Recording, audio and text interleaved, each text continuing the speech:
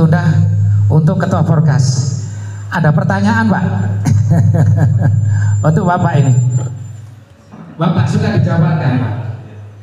Bagaimana Bapak bisa mensosialisasikan masalah TAP ya DPD RI ya yang selama ini ya publik ingin mendengar dari tokoh masyarakat. Tolong Bapak jawab apa fungsi TAP dan apa kewenangan-kewenangan tertentu biar masyarakat ini tidak salah arah yang seperti demo yang terjadi karena ada bahasa pecat AWK, tangkap AWK. Itu adalah kalimat yang betul-betul aduh kayak zaman perjuangan, Bapak. Monggo Ketua Porgas. Terima kasih.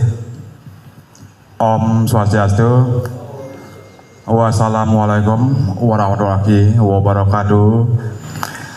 Jadi apa yang sudah saya dengar tadi dari para tokoh senior semua yang hadir hari ini, semua sudah memberikan pandangan, pendapat tentang apa yang didiskusikan hari ini sesuai dengan tema yang kita temakan hari ini. Jadi sebelumnya tentang yang sedang viral yang ada di Bali dalam hal ini. Jadi saya selaku Ketua DPP Porgas menegaskan terlebih dahulu bahwasanya saya juga sebagai bagian dari anggota Puri di Sebali. Saya menyebut saudara saya yang beragama Muslim seperti bahasa sudah biasa di Gelungkung dan Karangasem. Begitu juga dengan Denpasar, saya menyebut saudara saya yang ada di Muslim adalah Nyame Selam. Mungkin Bapak sudah tahu semuanya. Jadi bagian dari Puri tentunya sejarah bagaimana saudara saya yang sudah berada di Bali, ada di Gelungkung, ada di Karangasem, ada di Masa dan ada di seluruh Bali. Yang kedua saya tegaskan di sini bahwasanya kita berbicara masalah toleransi beragama yang notabene hari ini kita akan menyambut datangnya pesta demokrasi, yang mana dalam pesta demokrasi tentunya kita sebagai warga negara wajib hukumnya untuk menentukan pilihan sesuai dengan hati nurani. Itu yang kedua. Yang ketiga, kami selaku Porgas di sini tegaskan kembali bahwasanya apa yang sudah terjadi hari ini, tentu dalam hal ini AWK pada saat melakukan permohonan maaf kepada kita semua tentang adanya video yang viral itu, saya tegaskan AWK tidak mewakili seluruh umat Hindu Bali. Saya tegaskan kembali, AWK tidak mewakili seluruh umat Hindu Bali. AWK hanya mewakili dirinya sendiri. Jadi saya berharap kepada Nyame Muslim, jadi tidak seperti yang ada bahasa di Bali, aduk sereji keteng. Ya, mungkin sudah tahu maksud saya. Jadi dalam hal ini hubungan antara kita sebagai Nyame Selam, sebagai Nyame Hindu yang sudah berjalan dari berabad-abad di Bali, yang sudah sedemikian rupa seperti yang dikatakan tadi oleh Bapak Sake dari perwakilan NU, kami juga di Hindu tentu mengutamakan kasih sayang, juga mengutamakan dalam hal ini hubungan yang baik antar sesama, sama juga dengan yang lainnya. Nah, tentang kasus ini, jadi yang sudah viral hari ini, seperti yang sudah saya katakan di awal, saya tidak kenal secara pribadi dengan AWK. Jadi mohon maaf, saya tidak kenal secara pribadi dengan AWK. Tapi saya kenal AWK berkat cerita dari orang tua saya. Jadi saya cerita sedikit. Orang tua AWK dan orang tua saya sebelum tahun 65 di sana ada kejadian Gestapo, terus ada PNI, Jadi orang tua saya dan orang tuanya AWK sama-sama berjuang di Partai PNI waktu itu. Yang dikenal, dan saya masih ingat betul cerita dari bapak saya sendiri selaku pelaku sejarah pada waktu hari itu. Jadi bahwasannya bapaknya Aryo Wedekarna adalah Pak Made Wedastra Suyasa Putra. Jadi itu yang saya dengar langsung dari cerita dari orang tua saya. Jadi walaupun saya tidak melihat kejadiannya langsung, tapi cerita ini masih saya ingat sampai hari ini. Kebetulan bapak saya juga sudah almarhum, orang tuanya AWK juga sudah almarhum. Jadi sejarah itu tentunya tidak bisa kita buktikan secara nyata hari ini, tapi berdasarkan cerita saya punya orang tua, begitulah adanya, bersama-sama berjuang dari dulu. Tapi dalam konteks ini, ketika ada kejadian yang sedang viral kali ini yang mengganggu kerukunan umat beragama, jadi dalam hal ini sebenarnya menurut saya sangat sederhana penyelesaiannya, menurut saya pribadi, karena sudah menyinggung perasaan seseorang, lebih-lebih menyinggung agama. Tentu kita semua sangat prihatin seperti kata Bapak dari perwakilan NU itu sendiri. Nah, kesalahan-kesalahan ini yang saya ibaratkan keselio lidah berulang kali. Kami ada di sini mendukung penuh pergerakannya Muslim yang hari ini, bukan karena ada kepentingan yang lain, tapi siapapun yang mengganggu stabilitas kerukunan umat beragama, baik dari Hindu, baik dari Islam, Kristen, Buddha, Konghucu, dan yang lainnya, saya ada di depan untuk menentang itu semua, dan saya ikut mendukung semua di pergerakan ini. Tentunya dalam ranah politik, tentunya dalam ranah hukum, tentu bisa dijabarkan lebih jauh tentang norma-norma yang sedang ada sekarang, seperti yang dikatakan tadi dalam hal TAP MPR mengenai tentang DPD dan sebagainya, itu ranahnya ada di pusat. Kami selaku Porgas mohon kepada PK, DPD Republik Indonesia, begitu juga instansi terkait, ada laporan-laporan yang sudah ditujukan kepada anggota kami, seperti Ketua DPD Porgas Provinsi Bali telah dilaporkan oleh Aryo Wedekarna. Kami di DPP Korbas siap pasang badan dan siap membantu semaksimal mungkin untuk membela anggota saya, untuk membela Ketua DPD Provinsi Bali. Begitu juga ada laporan dari rekan kita, ada Pak Jenderal Budi Astawa, ada Surya Anom, ada Gus Yadi, juga dilaporkan yang saya dengar seperti itu.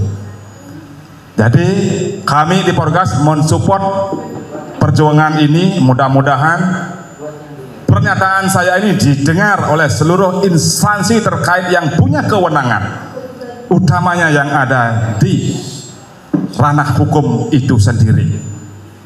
Jadi dalam hal ini, seperti yang sudah diutarakan tadi, sama saya punya Ketua Bidang Adat dan Budaya, kami Porgas fokus seperti yang sudah disampaikan sebelumnya oleh Ketua DPD Provinsi Bali, bahwasanya Porgas Forum Gerakan Adat Hindu Nusantara selalu ada di depan sebagai pelestari budaya, pelestari agama, pelestari seni dan adat budaya itu sendiri, utamanya di Provinsi Bali. Siapapun yang mengganggu stabilitas hubungan kekeluargaan kita sesama umat yang ada di Provinsi Bali khususnya, saya dan kami Porgas ada di depan untuk itu.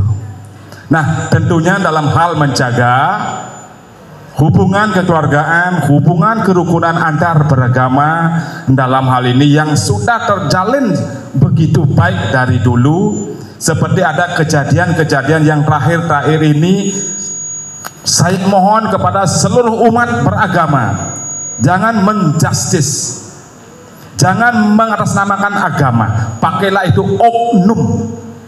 Jangan menyebut agama Islam, Hindu, Kristen, Buddha, Konghucu dan lainnya. itulah oknum yang mengganggu stabilitas, keamanan, ketertiban umum yang ada di Provinsi Bali. Dan tentunya kali ini juga seperti yang Bapak semua tahu, kami di Bali banyak beragam, ada adat dan budayanya, banyak beragam, ada panceyatnya, begitu juga dengan umat yang lain. Selama ini sudah terjalin dan saling komunikasi bagus. Selama niki ring Bali kita tetap terjaga, mudah-mudahan. Itu dari saya pribadi dan laku Ketua Porgas dalam hal ini. Mari kita saling menjaga kerukunan beragama antar keluarga, nyamu Islam, nyamu Hindu, kita adalah satu. Cuman dalam hal ini apapun agamanya, apapun agendanya, apapun acaranya, mari kita menjaga sama-sama. Ketika mengadakan sebuah yatnya, nyamu Islam juga menjaga. Contoh di Puri Klungkung sudah sering terjadi. Ketika ada hajatan di Puri Klungkung, nyamu Islam terdepan sebagai penjaga. Begitu juga sebaliknya ketika ada hari raya di nyamu Islam, kami juga ada terlibat di dalam. Contoh adanya pecalang desa adat. Dan dalam hal ini Didiang berharap, dan saya pribadi berharap dalam hal ini kepada para tokoh, para senior yang ada di seluruh Bali dari semua tingkatan yang ada di masing-masing agama. Mari kita pererat hubungan ini, menjaga stabilitas keamanan, stabilitas kerukunan antar agama yang ada di Provinsi Bali. Kenapa harus seperti ini, Kak? Ya tentunya dalam hal ini kita akan menjaga norma-norma, nilai yang sudah tertuang dari semua agama, mengajarkan kita sama ajarannya. Cuman implementasi cara berdoanya yang beda. Itu. Jadi siapapun yang merusak stabilitas keamanan di Provinsi Bali, terutamanya yang mengusak-ngasik, saya istilahkan mengusak-ngasik dalam hal ini di Bali, siapapun yang akan merecoki adat budaya agama kami di Provinsi Bali, saya ada di depan. Mungkin itu yang bisa saya sampaikan, yang bisa saya tegaskan kembali. Jadi masalah TAP MPR, masalah ranah hukumnya DPD, jadi saya mohon kepada BK DPD Republik Indonesia untuk lebih tegas lagi. Begitu juga dengan instansi terkait lainnya, seperti yang dilakukan oleh Gus Yadi sendiri dan para tokoh yang ada di sini. Mungkin itu kurang lebihnya. Ampurayang Klungkung Samadapura, Kirang Langkung Nasampura. Saya tutup dengan Parama Santi. Om Santi Santi Santi Om. Terima kasih Bapak Cokordo atas statementnya yang sangat luar biasa. Suatu kebetulan ini tema kita ini ya, yang kemarin jadi bahan acuan temuan baru ya dari Bapak Alwi, yaitu masalah intimidasi terhadap guru yang menyusul ucapan yang dikatakan sara. Nah, ini ada perwakilan guru. Bapak Dewo ya, Bapak Dewo, apa yang dialami Bapak ya atas kejadian di sekolahan ya. Nah, dalam ini kami publik Pak Dewa, apakah itu kewenangan AWK ya dalam komite 1 di bidang hukum, ataukah kewenangan komite 3 DPR RI? Menurut Bapak pandangannya bagaimana Bapak Dewa? Monggo. Om Swastiastu. Assalamualaikum warahmatullahi wabarakatuh. Perkenalkan, saya Dewa Kesumajaya, praktisi pendidikan. Saya sudah 16 tahun mengajar ya, jadi lumayan ya. Di sini saya jujur saja, sebenarnya guru itu tidak ada yang berani Pak ya, silent semua. Tapi karena panggilan jiwa saya datang ke sini atas undangan Gus Yadi ya. Kalau itu kewenangan DPD 1, Komite 1, Komite 3, itu juga perlu saya tanyakan Pak ya, karena kami dari guru kebanyakan untuk literasinya tentang politik itu mungkin ada yang tinggi, ada yang kurang. Kalau saya termasuk kurang. Nah, jadi perlu saya ceritakan sedikit ya, bagaimana kedatangan beliau ke sekolah. Kedatangan beliau ini kalau saya anggap, saya nilai dari positif dan negatifnya. Positifnya tentu ada beberapa sekolah yang memang berubah. Contoh di SMA 7, kalau saya lihat dari fasilitasnya ada yang meningkat, mungkin sebelumnya AC-nya dingin, sekarang dingin ya. Tapi itu semua kalau saya nilai itu terkesan tergesa-gesa, karena motivasinya untuk di sekolah yang saya lihat dan saya tanya dan saya menilai sendiri itu ada sedikit unsur ketakutan. Ya, karena beliau datang ke sekolah itu kadang-kadang apa namanya, seperti kayak mengancam kadang-kadang itu loh kalau saya lihatnya itu ya. Ya, yang seperti mungkin saudara-saudara tahu di sini ada modelnya seperti nanti kalau misalnya tidak begini nanti dimutasi ya, begitu ya. Nah, jangankan saya sebagai praktisi pendidikan, sebagai guru ya, Bapak kepala sekolah atau mungkin pejabat di dinas saja mungkin agak sedikit ya merasa tertekan mungkin karena beliau ini gitu ya. Nah, kalau ini didengar sama Kak Adis mungkin nanti saya bisa dipanggil nanti ini atau minimal KMC-nya ya. Jadi seperti itu ya. Sangat disayangkan sekali yang menurut saya lihat itu di SMK 5 itu Pak ya.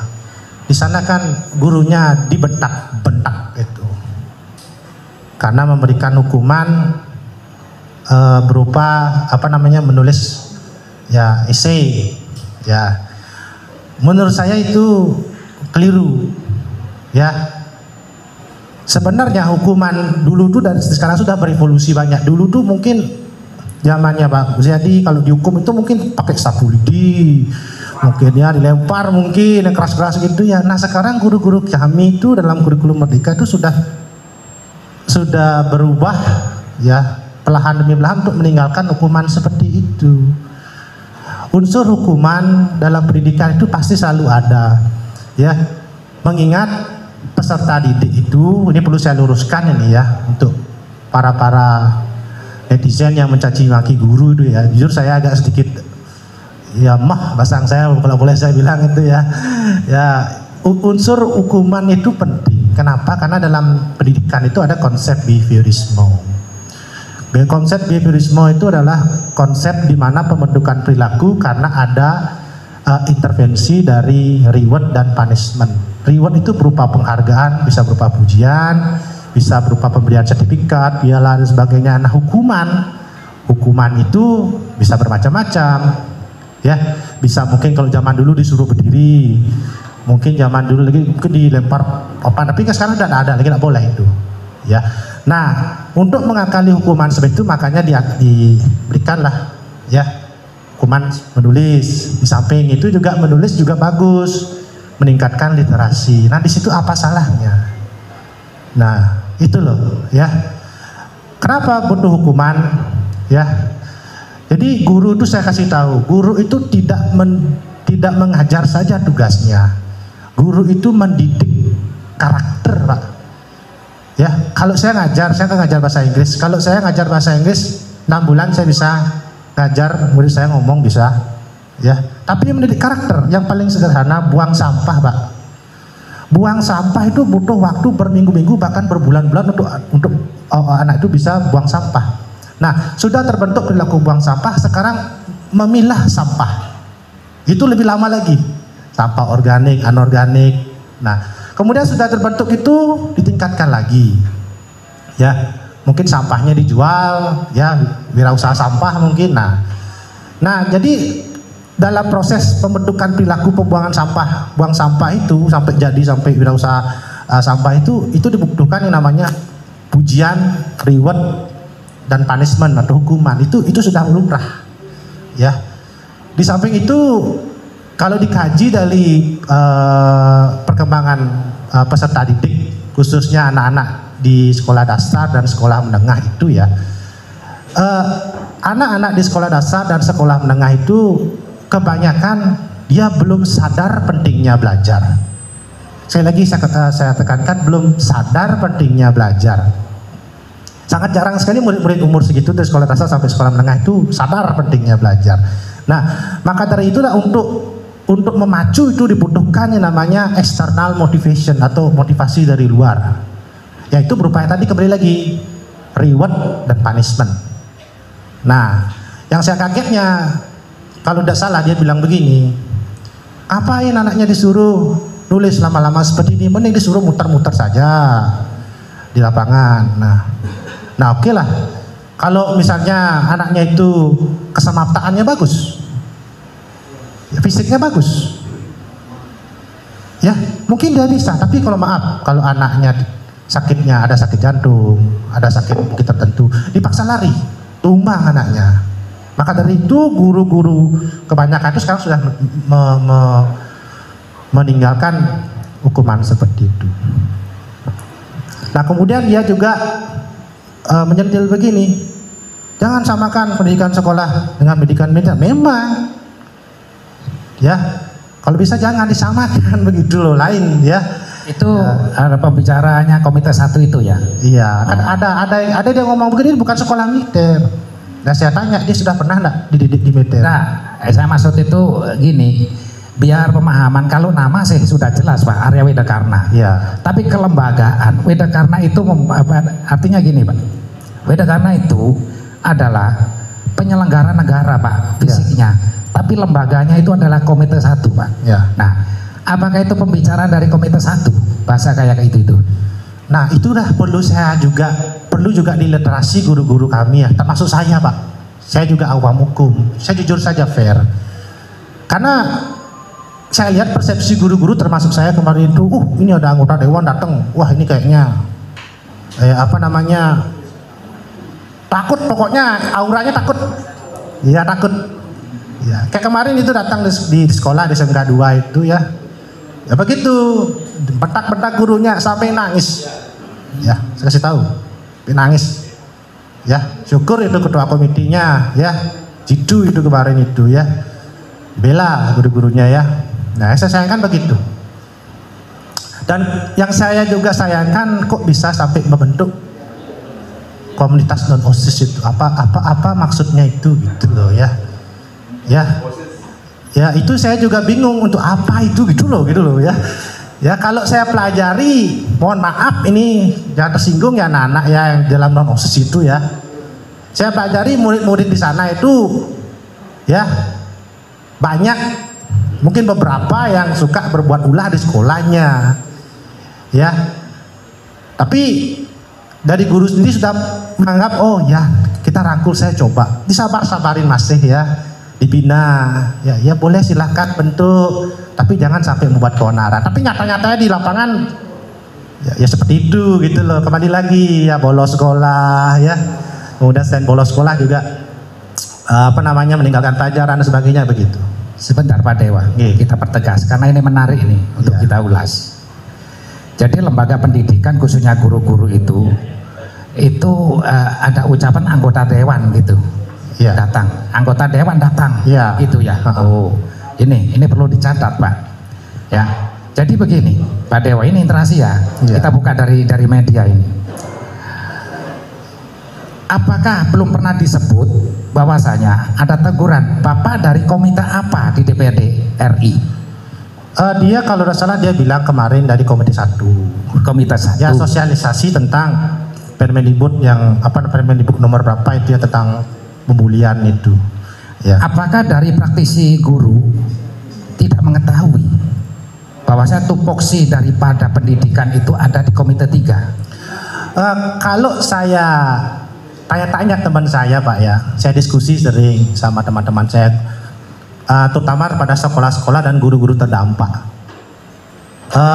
Saya berani bilang banyak yang kurang tahu, atau mungkin ada yang tahu tapi sedikit. Ya, yang tahu tuh biasanya orang yang suka memfollow atau mengikuti jejak rekam jejaknya. Jadi ada literasi sedikit. Nah, kalau kayak saya dan guru-guru kebanyakan, ya saya jujur bilang agak takut. Ya, Jadi lumayan itu pressure-nya kemarin itu ya. Jadi ada yang sampai gemeteran, nangis, bahkan saya dengar ini kepsek sampai nggak bisa tidur. Ya, kasih tahu psikisnya begitu. Nah, jadi seperti itu. Iya, Pak Dewa, betul-betul Pak Dewa di dalam forum ini adalah suatu pahlawan ya. Ini belum pernah terungkap. Ya, aplaus untuk Pak Dewa, praktisi pendidikan. Ya. Semoga dinas pendidikan Denpasar di bawah bupatinya, wali kota, ini adalah salah satu penyandang korban traumatik, karena didatangi oleh Komite 1, sambutannya para guru itu seorang dewan. Ya, saya harap dalam channel ini dinas pendidikan tolong sampaikan ya bahasa Pawidah ini terhadap Komite 3. Apakah Komite 3 ini membiarkan Komite 1 nyelonong, menakut-nakuti, padahal itu bukan bidangnya. Padahal sudah ada statement dari BK yang kemungkinan akan menjatuhkan sanksi tanggal 1 Februari mendatang. Itu sudah mengucapkan, Pak, sudah melampaui kapasitasnya. Sakti Mantraguna. Inilah trauma seorang guru. Aplaus untuk Pak Dewa. Mudah-mudahan dinas pendidikan dan wali kota mendengar. Selanjutnya dari FKUB, suatu organisasi di mana kelembagaan juga tampil akan bersuara. Bapak, kalau bisa, ini kan masalah rancunya lembaga, Bapak, ya, yang dijalankan oleh seseorang dalam partai politik, ya, dalam kaca pemilu. Dia adalah penyelenggara negara dalam lembaga. Kalau bisa, Bapak menjabarkan fungsi-fungsi daripada komite. Ada komite 4, komite 3, komite 2. Nah, ini adalah kasusnya ini yang paling viral, komite 1. Ya, menurut Bapak bagaimana ya dalam wacana ini ada terjadi di daerah Bali ini, Bapak? Monggo. Ya, terima kasih. Sebelumnya saya sampaikan permohonan maaf dari Bapak Ketua. Saya ditugaskan untuk menghadiri diskusi ini terkait dengan toleransi dan kebinekaan, toleransi diskusi kebangsaan. Sesuai dengan tugas FKUP, yaitu menjaga kerukunan umat beragama, yang di dalamnya juga duduk tokoh-tokoh umat beragama. Dalam konteks kewenangan ini, kalau saya pribadi ini ya, karena belum pernah dibahas dalam lembaga, tentu pendapat saya pribadi. Tentu dalam sesuai dengan tugas kita di forum itu, bagaimana kita menjaga kerukunan umat beragama di daerah. Karena kita ada di Bali. Kalau saya tidak barang tentu kita beranjak dari nilai-nilai kearifan lokal yang ada.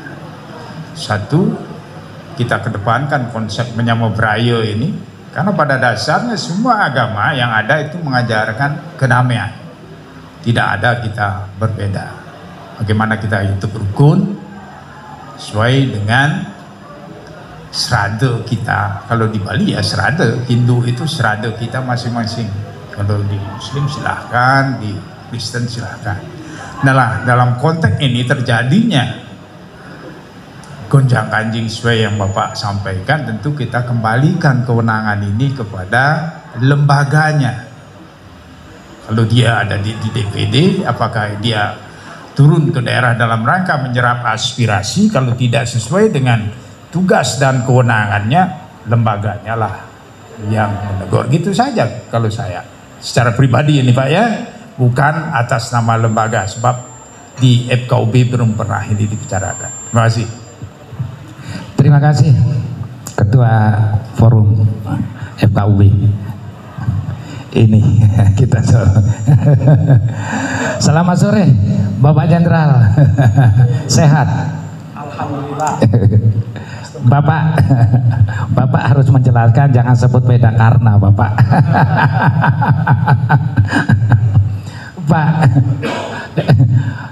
Bapak ini sudah birokrasi. Dalam talkshow kemarin itu kita tangkap Bapak sudah memahami, pernah kita dengar komisi apa ya, bidang apa kan gitu. Nah, Bapak, Apakah belum pernah disosialisasikan Bapak? Apakah belum tahu masyarakat Bali apa fungsi komite 1, fungsi komite 2, fungsi komite 3, fungsi komite, karena DPD hanya 4 Pak. Ya, maka dari itu untuk Bapak Jenderal saya mohon, jangannya monggo Bapak, monggo ini disosialisasikan Bapak supaya tidak apa itu seperti kejadian ini gitu loh, monggo. Baik, terima kasih atas kesempatan yang diberikan kepada saya.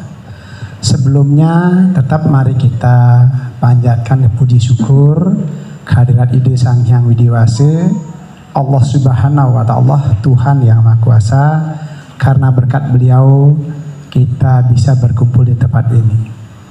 Sebelumnya terima pangajali umat, Om Swastiastu, Om Abhidhammastu, Namo Buddhaya. Assalamualaikum warahmatullahi wabarakatuh.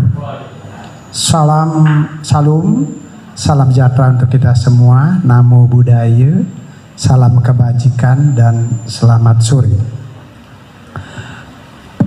Yang saya hormati, ini ada Ketua MUI Bali ya, ada dari PWNU Bali, ada yang mewakili Ketua FKUB Bali, ada PW Ansor, ada Ketua LBH Ansor, ada Sekretaris LBH Ansor, ada Ketua Forgas Pusat, ada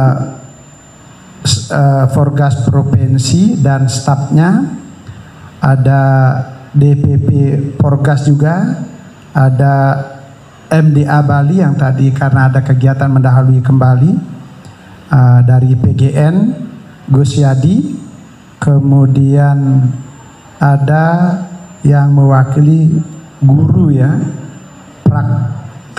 praktisi pendidikan. Baik, nanti yang menjawab itu biar Gus Yadi saja, karena Gus Yadi yang sudah berkomunikasi tentang hal itu. Saya sekarang akan sesuai dengan undangan, itu kan nilai-nilai toleransi dan kebinekaan. Saya akan sampaikan hal itu.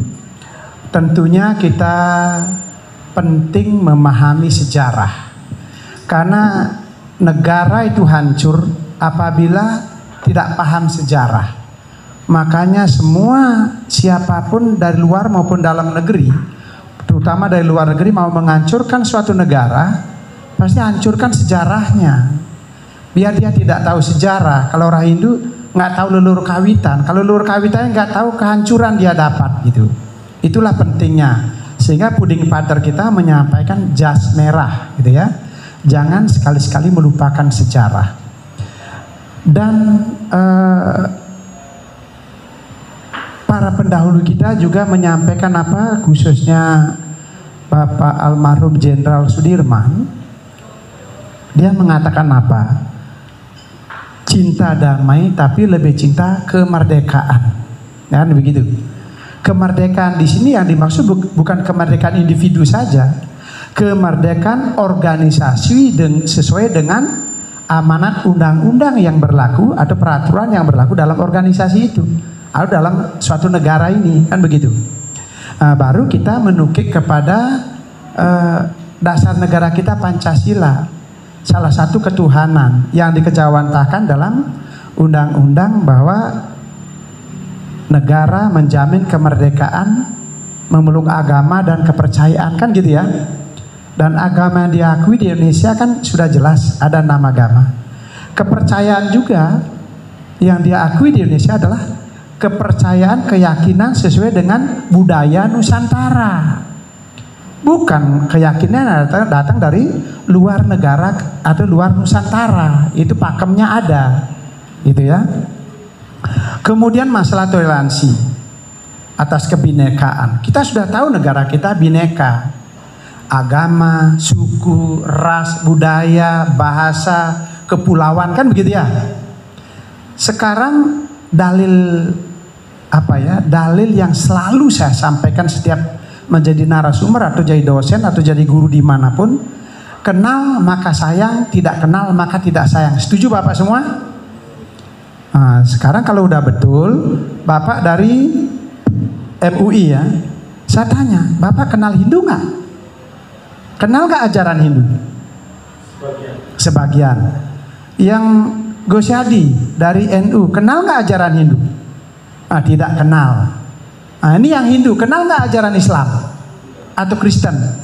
Ini sebenarnya sudah benih-benih yang bisa muncul untuk apa? Intoleran. Kalau tidak kenal maka tidak sayang. Makanya Bapak Ibu sekalian, umat sedama, terutama tokoh-tokoh yang ada di Bali ini, tokoh NU, tokoh Muhammadiyah, tokoh Kristen, tokoh Buddha, tokoh Katolik, tokoh Hindu, ayo kita mari belajar. Kalau di Islam apa perintah Allah yang pertama? Apa itu? Iqra, baca, belajar. Apa yang dibaca? Kan begitu harusnya. Kalau kiai tempat saya mengkaji Al-Quran bilang apa? Yang dibaca ya tulisan maupun gelagat alam. Makanya ada seorang nabi yang bisa mampu membaca gelagat alam, tahu akan terjadi apa, walaupun dia tinggal di puncak gunung, bikin perahu dia. Karena udah bisa komunikasi dengan alam, bisa membaca alam. Betul Pak ya? Nabi siapa? Nabi Nuh. Membuat perahu semua menghina. Begitu kejadian banjir baru tahu bahwa itulah penyebabnya. Kan begitu? Adakah nabi yang bisa komunikasi dengan laut? Dengan tongkat diginikan laut membelah? Ada Pak nggih? Nabi siapa? Nabi Musa. Kan begitu? Adakah nabi bisa komunikasi dengan binatang atau tumbuh-tumbuhan? Ada. Di Hindu pun demikian. Nah ini juga kita, itulah Iqra, baca. Di Hindu kemarin udah saya jelaskan, lontar tertulis dan lontar tanpa tulis. Komunikasi dengan hablum minallah, hablum minanas, hablum min alam. Kalau di Hindu trihita karana, hubungan manusia dengan Tuhan, manusia dengan sesama manusia, manusia dengan lingkungan. Lingkungan dibagi tiga, ada yang dibagi dua, ada yang kelihatan, ada yang tidak kelihatan. Yang tidak kelihatan ya buta kala namanya. Yang kelihatan dibagi tiga, ada hewan atau binatang, yang kedua ada tumbuh-tumbuhan, yang ketiga ada alam batu-batuan. Kalau di Islam juga sebenarnya tiga, cuman kiai-kiainya memang sampai detik ini saya dengar penjelasannya di YouTube di mana-mana dua aja, hablum minallah, hablum minanas. Hablum min alam itu hablum min alami nggak pernah dibuka gitu. Padahal ada itu di dalamnya, menghormati ciptaan Allah. Ciptaan Allah itu ya alam, tumbuh-tumbuhan, binatang, kan begitu. Itu ciptaan Allah semua. Nah mudah-mudahan nanti dengan saya menyampaikan begini merangsang para tokoh agama agar mau mempelajari, memahami, mau Iqra gitu. Nabi Muhammad menjabarkan Iqra menjadi apa? Belajarlah engkau sampai ke negeri Cina. Cina itu komunis. Komunis saya disuruh belajar, apalagi bukan komunis, kan gitu.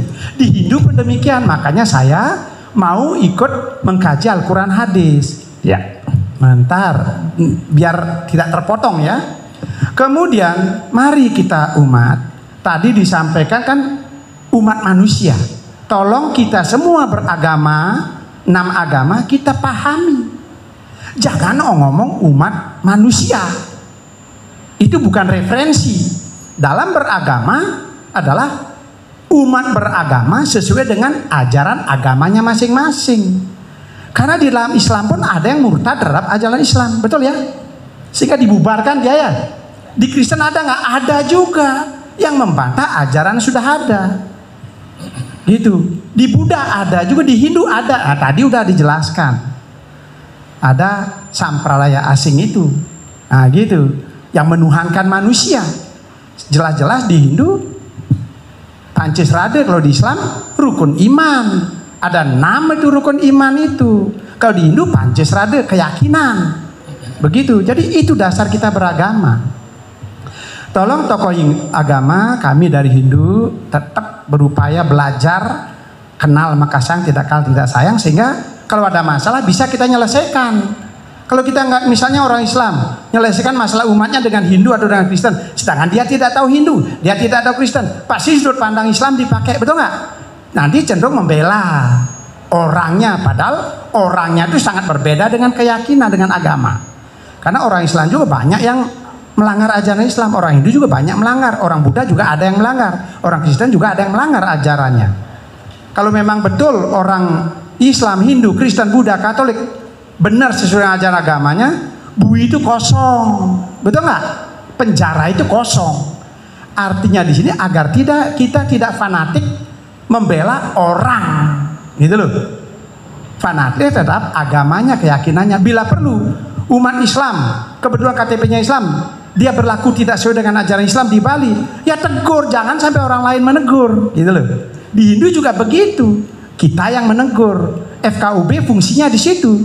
FKUB mengkomunikasikan orang Kristen, pasti saya tahu beliau ide pengelirisnya Soekarno begitu beliau. Ini orang Islam pasti di MUI disampaikan, ini di Kristen disampaikan, ini di Buddha, agar diselesaikan ke dalam dulu gitu. Kecuali nggak bisa diselesaikan, baru nanti ada langkah kedua, kan begitu. Tolong ini khususnya para tokoh ini. Kalau tokoh agama saja tidak memahami ajaran agamanya masing-masing, tidak mau juga memahami ajaran agama orang lain, tidak akan bisa menjaga kebinekaan, tidak bisa menjaga nilai-nilai toleransi, kan begitu. Nah, kebetulan ini umat Dharma, termasuk umat Islam, Kristen, Hindu, Buddha, Katolik yang ada di Provinsi Bali, mari kita jadikan Bali barometer toleransi. Barometer Bali ini barometer menjaga nilai-nilai keluhur, warisan leluhur ini. Kebetulan nanti ini kan Hari Raya Nyepi, pelaksanaan Nyepi ada tatarannya di Bali. Ayo kita buktikan, kita jaga. Jadi seluruh ciptaan Tuhan di dunia ini, menurut agama apapun sesungguhnya dia butuh istirahat.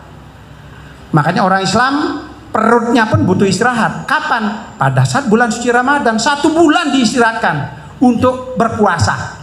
Nah, ini sekarang Hindu 24 jam diistirahatkan semesta alam ini. Ayo umat Islam, Kristen, Hindu, Buddha, Katolik, pada saat Hari Raya Nyepi khusus Ipang, mari kita tunjukkan toleransi kita, bahwa kita sepikan Bali agar semua orang niat jelek itu tidak bisa masuk ke Bali. Kenapa? Kalau Hari Raya Nyepi kita laksanakan sempurna dengan baik, itu sama dengan ngurip tanah Bali, ngurip taksu Bali, sehingga siapapun dia mempunyai niat nggak bagus dari luar maupun dari dalam tidak bisa ngerusak adat, budaya, agama, dreste Bali yang sudah terkenal ini di seluruh dunia. Adiluhung terkenal kerukunannya, kebudayaannya. Jadi makanya tadi dari Puri menyampaikan ada sudah sejak, bukan beliau sekarang, sejak leluhur beliau sudah ada nyame Islam, ada nyame Kristen sejak zaman dulu. Tolong jangan dihancurkan ini. Dan ingat founding father kita mengatakan, Bung Karno, kalau menjadi Hindu janganlah menjadi orang India, jadilah Hindu dengan budaya Nusantara. Kalau menjadi orang Islam jangan jadi orang Arab, jadi Islam dengan budaya Nusantara. Baik. Demikian Kristen, Buddha, Katolik, ya gitu. Terima kasih atas ulasannya Bapak Jenderal sebagai wejangan yang sangat menyejukkan atas tahu-tahu masalah toleran, masalah kerukunan diinstruksikan agar bersama-sama menjaga Bali. Terima kasih. Sekelumit pertanyaan tadi memang tidak dikhususkan kepada Jenderal, ya, pertanyaan tadi kemudian dilimpahkan kepada Gus Yati. Ya, kami persilakan Gus Yati. Terima kasih Pak Taufik. Perlu saya jelaskan, DPD itu adalah bagian daripada MPR, Majelis Permusyawaratan Rakyat, yang kewenangannya tidak seperti partai politik atau DPR RI, ya Pak.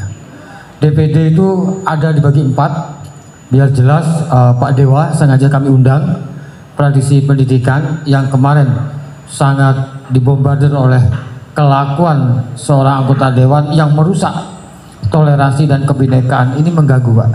Ini di undangan saya membahas toleransi dan kebinekaan. Ini yang diganggu, gangguannya adalah seseorang anggota DPD. Itu permasalahannya, Pak. Di DPD ada komite 1. Tugasnya merupakan alat kelengkapan DPD RI yang lingkup tugas pada khusus otonomi daerah, hubungan pusat dengan daerah, serta pembentukan, pemekaran, dan penggabungan daerah. Itu tugas komite 1. Komite 2, pengelolaan sumber daya alam dan pengelolaan sumber daya ekonomi lainnya. Nggak boleh lewat, ya, nggak boleh. Yang 3, yang dilakukan oleh oknum DPD Komisi 1, dia mengambil alih tugas dari komite 3. Bidang yang ruang lingkupnya adalah bidang pendidikan. Maka usir, Pak, bukan dia, usir aja. Masalah agama, kebudayaan, kesehatan, pariwisata, pemuda dan olahraga, kesejahteraan sosial, tenaga kerja dan transmigrasi, ekonomi kreatif, pemberdayaan perempuan dan perlindungan anak, serta pengendalian penduduk. Itu tugasnya komite 3. Kalau Termasuk ngurusi baksonya Apung itu ya. lah, itu komisi 3, Pak. Orang tidak punya kerjaan, ya saya juga nggak ngerti kemana larinya komite 3. DPD yang komite 3 kemana? Ketika diambil alih tugasnya dan melakukan melakukan tindakan yang semena-mena, harusnya seorang DPD itu tidak boleh melanggar etika dan tata tertib. Anggota DPD harus menjaga etika dan tata tertib dalam menjalankan tugasnya. Tidak boleh terlibat dalam perilaku yang tidak pantas. Ya. Yang dilakukan di sekolah tidak pantas, Pak. Etika dilanggar, melanggar kode etik. Nah, sudah dilanggar tadi. Atau melanggar aturan yang berlaku dalam lembaga. Dia bukan komite 3. Dia komite 1. Melanggar hak asasi manusia. Siapa itu manusia? Ada guru, ada siswa, ada siapapun. DPD harus menjunjung tinggi hak asasi manusia dalam menjalankan tugasnya. Tidak boleh terlibat dalam tindakan atau kebijakan yang melanggar hak-hak dasar individu atau kelompok masyarakat. Sekolah itu ada kelompok, masyarakat berpendidikan itu sekolah, itu guru, di situ ada siswa. Diskriminasi dan penyalahgunaan kekuasaan, ini dari salah, Pak. DPD harus menjaga prinsip kesetaraan dan tidak boleh melakukan diskriminasi terhadap individu atau kelompok berdasarkan ras, agama, jenis kelamin atau faktor lainnya. Tidak boleh pula menyalahgunakan kekuasaan yang dimiliki untuk kepentingan pribadi atau kelompok tertentu. Dalam YouTube saya lihat mereka mengatakan dalam aturan pendidikan di dinas pendidikan, memakai pakaian rok bagi wanita di sekolah SMK pariwisata sudah ada aturan yang sudah di-share ya, 5 cm di bawah lutut. Malah dia mengatakan ini pariwisata, tidak ada aturan di bawah lutut. Pariwisata melihatkan lebih tinggi lebih bagus. Ini dia jadikan apa bangsa ini? Moralnya di mana? Ini etika, asusila, moral sudah hilang. Apalagi dia bukan tugasnya. Ini berbahaya. Maka dalam media ini, dalam forum ini harus jelas. Komite 4 membidangi APBN, pajak dan pungutan lain, perimbangan keuangan pusat dan daerah, lembaga keuangan dan perbankan, koperasi UMKM, statistik, BUMN, investasi, dan penanaman modal. Jelas sudah tugas masing-masing komite. Karena DPD setiap daerah ada 4. Tugasnya masing-masing, tidak boleh overlap. Makanya saudara saya dari MUI, Bapak Agus Samijaya, ke Jakarta menjelaskan dia sudah melanggar etik, sudah melanggar aturan yang sudah disepakati oleh DPD itu sendiri. Jadi saya minta sekali lagi kepada seluruh komponen yang ada, baik itu instansi apapun, ketika DPD datang dia harus secara etika berkabar dulu, karena dia menjerat aspirasi, bukan menjadi seorang yang melakukan tindakan seperti yang dilakukan KPK, mau nyidik, memperiksa, surat menyuratnya keuangan sekolah diperiksa. Itu ada komite sekolah, Pak. Ya kan? Itu bertanggung jawab terhadap sekolah. Sekolah diatur oleh komite, yang komite sekolah itu adalah terdiri dari orang-orang tua siswa. Jadi bisa menyidik, memeriksa dan sebagainya. Itu sama dengan pokrol ya Gus ya? Pokrol sekali. Itu sebenarnya tidak, ya harus diusir, Pak. Di bangsa ini sudah jelas aturannya, sudah dibuat seperti itu. DPD itu sudah sah dari 2021 ya. 21 ya Pak sahnya ya? Dilakukan aturan itu. Jadi tidak boleh melanggar apa yang dilakukan oleh saudara kami dari MUI dan Muhammadiyah ketika ada aturan dilanggar akhirnya merusak toleransi dan kebinekaan, itu harus saya dukung penuh. Dan polisi saat ini terjadi sudah ada seperti sepak bola. Bola sudah ada di tengah, ada pelanggaran di kotak penalti, tinggal menunjuk kotak penalti dan tendang. Sekarang masih diperiksa pelanggaran bisa penalti atau tidak. Polisi sudah harus mengambil sikap. Ini pelanggaran dalam kotak penalti. Bola harus ditaruh di titik penalti, tinggal ditembak. Maka ujian kepada kepolisian mampu tidak memberi sebagai wasit memberi hukuman penalti, penembak langsung ke gawang. Ini kita buktikan apakah berani atau tidak. Maka taruhannya adalah bangsa ini mau selamat atau tidak. Tapi seperti kali dikatakan oleh MDA bahwa ini sudah ada terjadi, ini ada desain, grand design untuk penghancuran Bali. Saya katakan ada grand design, maka intelijen harus bekerja.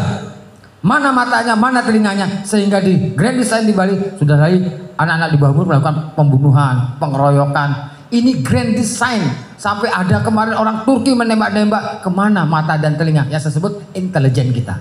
Itu Pak, terima kasih. Kembali lagi ke lembaga dulu Gus, ini menarik. Gus Yadi,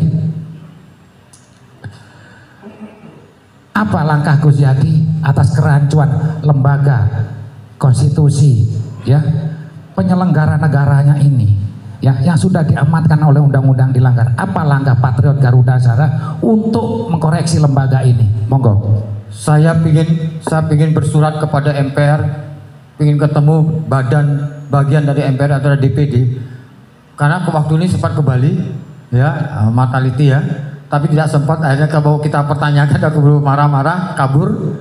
Saya ingin ketemu, saya minta dijelaskan fungsi-fungsi DPD, harus dijelaskan biar seorang guru tidak takut, instansi ini bisa paham komisi apa datang ini.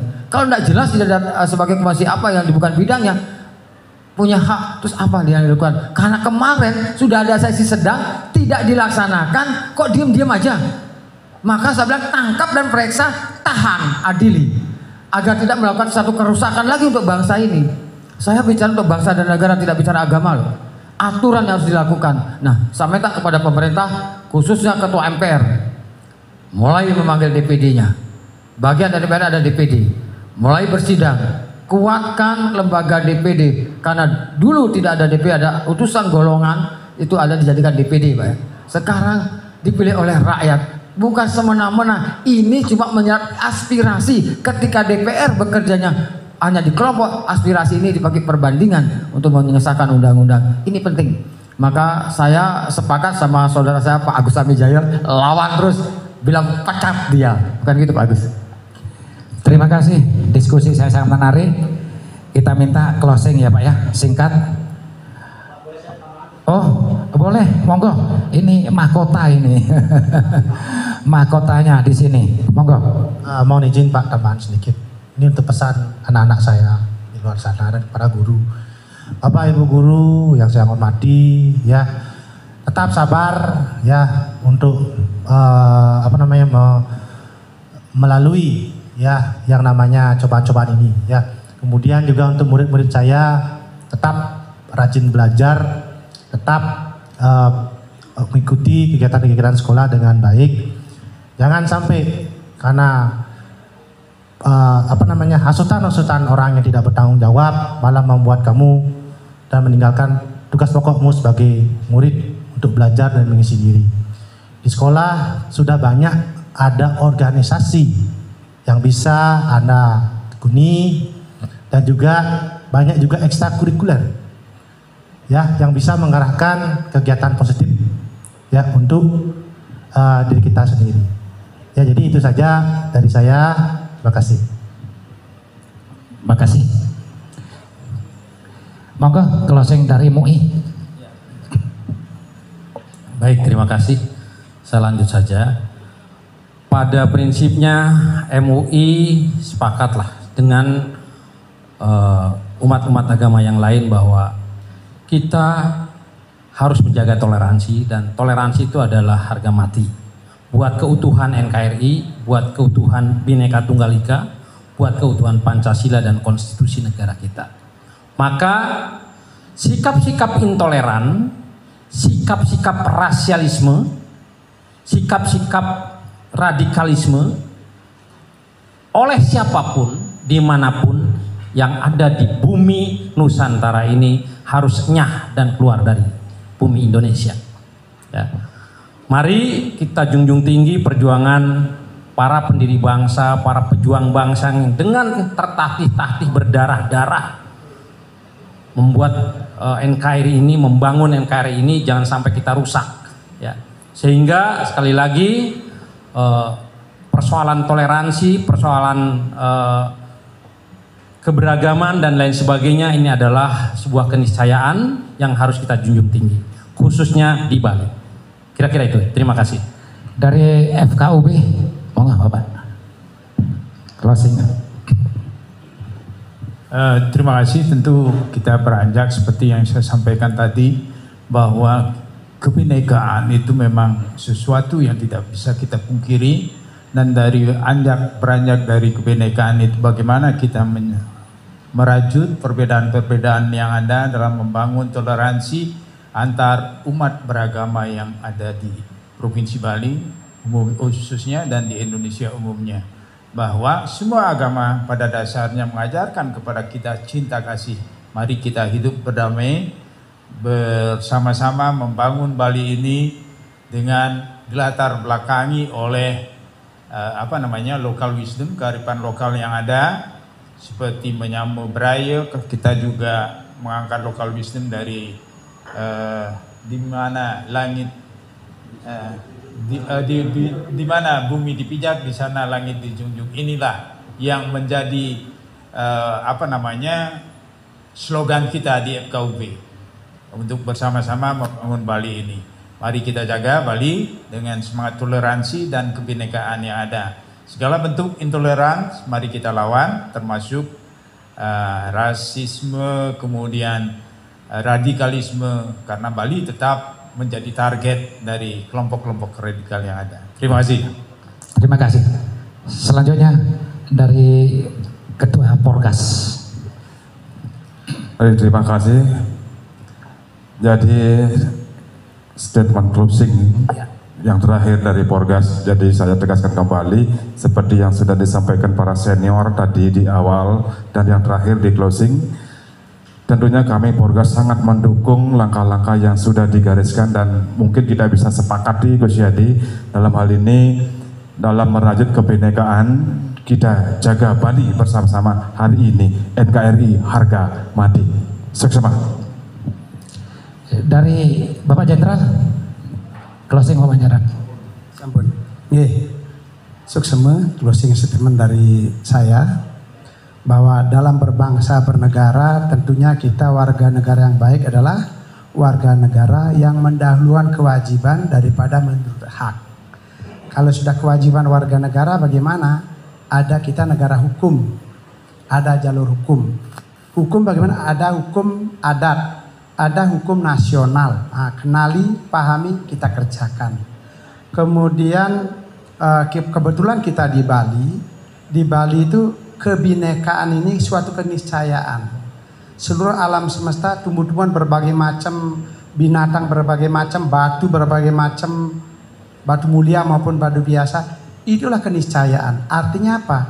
Itu yang kita jaga. Jangan ada upaya menyeragamkan. Kalau dalam satu kegiatan, contoh, mohon maaf karena saya dari PHDI Provinsi Bali, ajaran Hindu misalnya mau diseragamkan caranya, upacara-upacaranya, sarananya, bentuknya dan sebagainya, itu suatu kehancuran agama, adat, budaya Hindu. Karena makanya di Hindu ada desa Kalapatra, desa Mawacari. Karena itulah keragaman, karena Tuhan itu maha dari segala-galanya, bisa menerima cara, bisa menerima segala macam agama, bahasa, cara, pakaian dan sebagainya. Tetapi ingat, jangan sampai ini dipakai peluang bagi yang luar untuk masukkan bineka. Tapi bineka yang bingkainya NKRI. Ingat umat sedharma dan anak bangsa di seluruh Indonesia, kebinekaan itu di dalam bingkai Negara Kesatuan Republik Indonesia. Dan hukum yang berlaku di Indonesia, agama yang berlaku di Indonesia. Nah itu mungkin closing statement saya agar kebinekaan ini bisa mewujudkan kerukunan berbangsa bernegara. Suksema. Terima kasih. Santi. Selanjutnya yang paling keras ini statementnya dari Pak Surya Anom ini. Closing ya. Surya Anom. Terima kasih. Jadi tidak paling keras, jadi saya hanya menekankan bahwa toleransi adalah bagian kehidupan berbangsa, bernegara dan beragama bagi NKRI yang multi etnik, agama dan budaya. Ini harus jangan sampai toleransi diplesetkan. Artinya diplesetkan dengan memberikan, mengizinkan atau melakukan intervensi terhadap agama-agama atau budaya atau etnik yang ada. Ini yang tidak boleh. Jadi toleransi itu bukan mengizinkan intervensi, tapi toleransi itu menjaga sehingga semua itu hidup nyaman dan tidak juga satu dengan yang lain melanggar hak asasi atau melanggar kehidupan yang lain.